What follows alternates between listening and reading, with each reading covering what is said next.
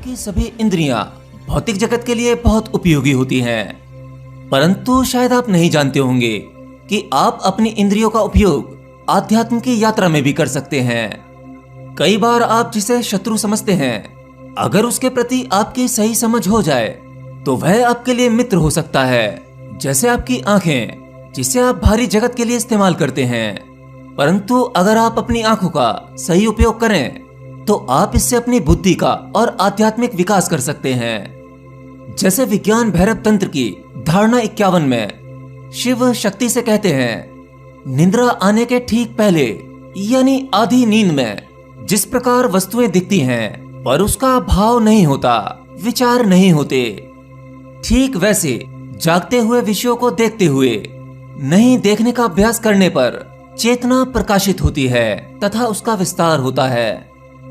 इस धारणा का अर्थ यह है कि जैसे हम कहीं जा रहे हैं तो रास्ते में आने जाने वाली सभी वस्तुओं को हम देखते हैं, किसी बोर्ड को पढ़ते हैं, समझने की कोशिश करते हैं। वह सब नहीं करना है।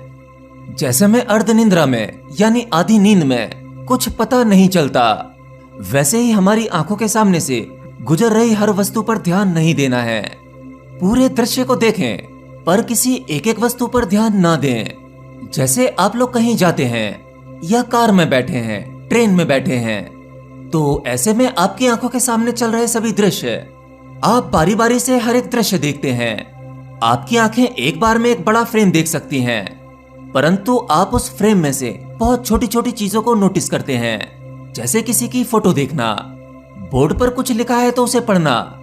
जब आपकी ट्रेन किसी स्टेशन पर धीरे धीरे पहुंचती है तो आपकी आंखें स्टेशन के आसपास जो भी दृश्य देखती हैं या जो भी कुछ लिखा होता है, आप वो सब पढ़ने की कोशिश करते हैं। और फिर आपका दिमाग आपकी आंखों द्वारा देखा गया हर एक चित्र या हर एक शब्द जो आपने पढ़ा, उसके बारे में विचार करने लगता है।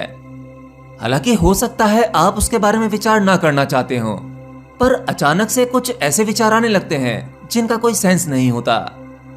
जैसे आप किसी गाड़ी का नंबर देखते हैं, आपका दिमाग विचार कर सकता है कि मेरी गाड़ी का भी नंबर इससे मिलता जुलता है, या मेरे मित्र की गाड़ी का नंबर, या अचानक से आपको कोई महंगी ब्रांड की गाड़ी दिख जाती है, तब आप उस गाड़ी को भी अपने से रिलेट कर लेते हैं, गाड़ी का प्राइस सोचने लगते हैं, आपको वो गाड़ी भविष्य में लेनी है, इस तरह के विचार आने लगते हैं। आपने किसी फिल्म का पोस्टर देखा, तब आप उस मूवी पोस्टर में लिखे उस फिल्म के नाम को पढ़कर उस फिल्म की कहानी इमेजिन करने लगते हैं। इस तरह से आपका दिमाग मल्टीपल थॉट्स लाता रहता है, वो भी आपके बिना परमिशन के। तो आपको इस धारणा के तहत ऐसा एक सामान्य व्यक्ति की तरह नहीं करना। बस कुछ आंखों के सामने से गुजरा और वह निकल गया, इतना ही। अगर आप किसी दृश्य को नहीं पकड़ेंगे तब आपका दिमाग विचारों में शक्ति व्यय नहीं कर रहा होगा। इस प्रयोग को दिन में कभी भी करने से आपके मन में जो संसार से रिलेटेड वासनाएं उठती हैं वह नहीं उठेंगी। इससे आप स्वयं में स्थित रहना सीख पाओगे। अब विज्ञान भैरव तंत्र की धारणा 52 देखते हैं। सूर्य की किरणों से, चंद्र की चांदनी से या दीप के प्रकाश से प्रकाशित स्थान पर दृष्टि को स्थिर करने पर स्व आत्मा स्वरूप प्रकाशित होता है। इस धारणा में आपको पिछली धारणा से थोड़ा उल्टा करना है, परंतु यह प्रयोग और भी ज्यादा अर्थपूर्ण है। इस प्रयोग में आपको पूरे दृश्य को धुंधला नहीं देखना है या पूरे दृश्य को इग्नोर नहीं करना है, बल्कि किसी एक वस्तु पर अपना फोकस करना है। जैसे आपकी आंखें एक बहुत बड़ा फ्रेम पकड़ती हैं, उस फ्रेम में से आपको सब कुछ नहीं देखना है, बल्कि किसी एक चीज पर फोकस करना है।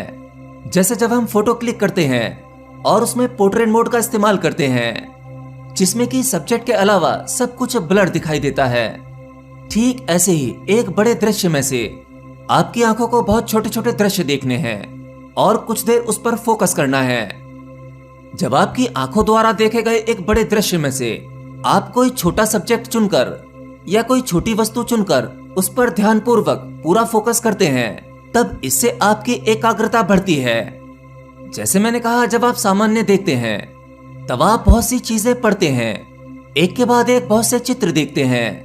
हर एक चित्र का एक विचार आता है, हर एक वो शब्द जो आप पढ़ते हैं उसका विचार आता है, फिर आप पिछला वाला भूल जाते हैं। ऐसे ही आपका दिमाग पिछला भूलता रहता है और करंट का भी कुछ याद नहीं रख पाता।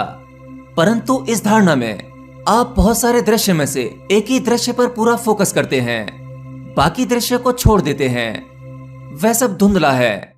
तब इससे आपकी एकाग्रता बढ़ जाती है और आप चीजों को लंबे समय तक याद रख सकते हैं तथा उसकी गहराई भी जान सकते हैं, क्योंकि इस प्रयोग में एक बड़े दृश्य में से आपने किसी एक दृश्य पर फोकस कर रखा है और किसी एक पर फोकस करने पर आपका दिमाग केवल उसी से रिलेटेड रिसर्च करेगा और उसकी पूरी जानकारी एकत्रित करेगा। धारणा 56। किसी भी दीवार पर एक बिंदु बना लें और उस पर बिना पलके झपके ध्यान दें। उस दीवार पर या बिंदु के आसपास आपको कोई भी चीज दिखनी नहीं चाहिए। पूरा फोकस केवल उस बिंदु पर। आप इसे त्राटक के नाम से भी जानते हैं। अगर आप दीवार पर बिंदु बनाकर ध्यान नहीं कर सकते तो आप अपने आसपास किसी भी छोटी सी चीज पर ध्यान दें, बिना पलकें झपकाए उसे देखते रहें। त्राटक के इस प्रयोग को करने से आपकी चिंताएं शांत हो जाती हैं। धारणा 76। काम, क्रोध, लोभ, मोह, अहंकार, इन सभी विकारों में से किसी एक प्रधान विकार पर अपने ध्यान को स्थिर कर देने पर बाकी बचे अन्य सभी विकार शांत हो जाते हैं और आपकी बुद्धि एकाग्र हो जाती है। अब तक हमने भौतिक चीजों को देखने का प्रयोग किया जो बाहरी चीजें थीं, लेकिन इस धारणा में या कहूं इस प्रयोग में हमारे अंदर यानी हमारे मन और भावनाओं को देखना है। जैसे हमारे अंदर कुछ विकार हैं, काम, क्रोध, लोभ, मोह, मद और मात्सर्य। ज्यादातर हर व्यक्तियों को ये सभी विकार होते हैं, परंतु इनमें से कोई एक विकार अधिक सक्रिय होता है। तो इन सभी विकारों में से आपको अपने उस एक विकार को पहचानना है जो आप में सबसे ज्यादा अधिक है। जैसे क्रोध या अहंकार। आप अपने अंदर देखें कि आपको क्रोध कब आता है और कैसे आता है। क्रोध के आने का कारण क्या होता है या आपके भीतर अहंकार कब कब उठता है, उसे दूर से देखने का प्रयास करें, बिना किसी भेदभाव। आप अपने भीतर केवल वही देखें जो आपको स्वाभाविक दिखता है, न कि उसमें कुछ मिलावट करें, क्योंकि अक्सर लोग अपने ही अहंकार को नहीं देख पाते। अपने ही अहंकार को छुपाने के लिए उसमें अपनी तरफ से कुछ मिलावट करके उसे दूसरे पर थोप देते हैं। तो आपको अपने अंदर का कोई एक विकार बिल्कुल साफ साफ देखना है। आप इसे दिन में जितनी बार कर सकें उतना अच्छा होगा। वैसे जिन व्यक्तियों में बहुत ज्यादा क्रोध होता है, जरूरी नहीं कि वो दूसरे लोगों पर ही क्रोध करें, वे किसी वस्तु पर भी क्रोध कर सकते हैं। जैसे कुछ लोग क्रोध में आकर अपने ही मोबाइल को पटक देते हैं या किसी वस्तु में जोर से लात मार देते हैं।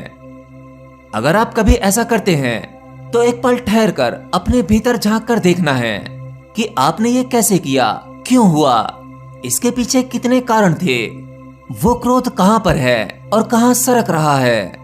ऐसे ही अगर आप अपने भीतर किसी एक विकार को देख पाते हो तो एक विकार पर यह अभ्यास करते करते बाकी आपके भीतर बचे सभी विकार अपने आप ही शांत हो जाएंगे, जिससे आपका पूरा जीवन सुखमय हो जाएगा। क्योंकि आज पूरी दुनिया में सभी उपद्रव केवल इन विकारों की ही वजह से हैं। तो आज के इस वीडियो में कुछ यही प्रयोग हैं। इससे संबंधित बाकी प्रयोग मैं किसी अगले वीडियो में बताऊंगा।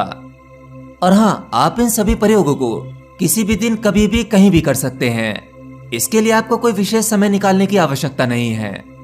आप इन्हें अपने ऑफिस में, दोस्तों के साथ या अपने घर पर कहीं भी कर सकते हैं। और कुछ दिन ये प्रयोग करने के बाद मैं वादा करता हूं कि आपके अंदर क्रांतिकारी बदलाव आएंगे और आपकी आध्यात्मिक यात्रा को सही मार्ग मिलेगा।